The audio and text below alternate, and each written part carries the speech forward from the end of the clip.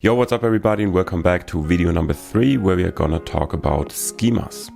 Now here's the outline of the course, and we will see how we can inspect the schema of a data frame using the .print schema method. And we will also explore the documentation where we can find the mappings between SQL data types and the Scala data types. And finally, we will explore the CSV loader option infer schema. Let's get started. Alright, first of all, I would like to show you how we can inspect the schema of a data frame. Now, as you remember, previously we've loaded the data frame and called it df. Now on df, we can call the method df.print schema. And if we execute this code now, it will first print the first 20 lines of the data frame, and subsequently it will print the schema of the data frame. Now let's wait it to run. Alright, so the run has completed, and here is the .show method, and here is the print schema method. Now we can see that we have 7 columns, and we can see the data, the names of the columns alongside their data type and a flag whether this column is nullable or not. Now, as you have noticed, all of our columns are strings, which doesn't reflect our data accurately, because we would expect there to be some numbers as well, but our CSV loader actually interprets every column in the CSV file as a text. So it will use the string data type because CSV is a string-based data format. However, there are of course other data types available, and I would like to show you where you can find which ones these are and how they are mapped to Scala data types. Now here's the Apache Spark website again. Now let's head over to the documentation of the latest release, and then you can find programming guides up here. And within the programming guides, you can find an SQL data frames and data sets documentation. And once we open this one under SQL reference, you can find the data type documentation. Now under data types, you can find all the available data types in SparkSQL, and at the very end of the page, you can select the API you're using. We're using Scala, and we can see that the mapping between the SQL data type and the value data type in Scala, or the value type in Scala.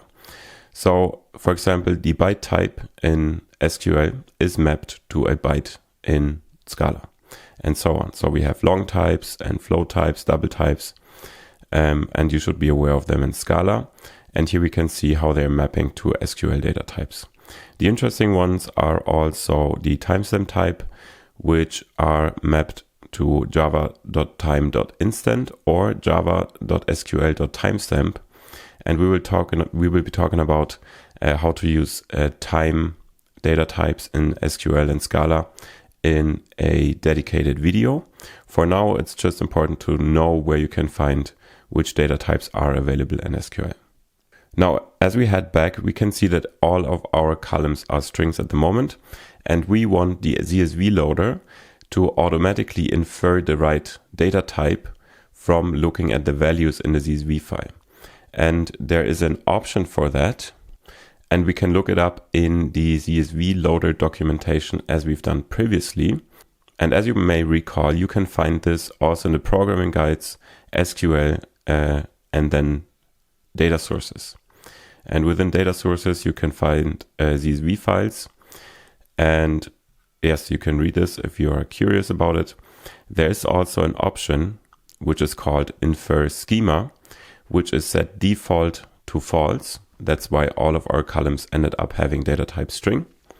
But we want to set this to true, which would cause Spark or the CSV loader to look at the values in each of our columns and try to infer the correct data type.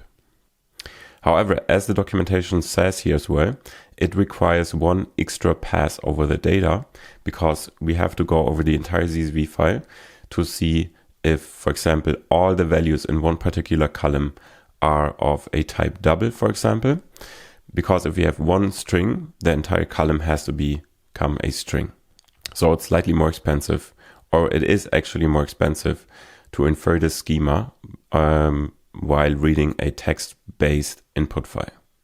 Anyways, for our purposes, this is completely fine, and we are going to infer the schema while reading the CSV file by providing an additional option, and it's called infer schema, and we set it to true, and we also will use a named Boolean parameter again.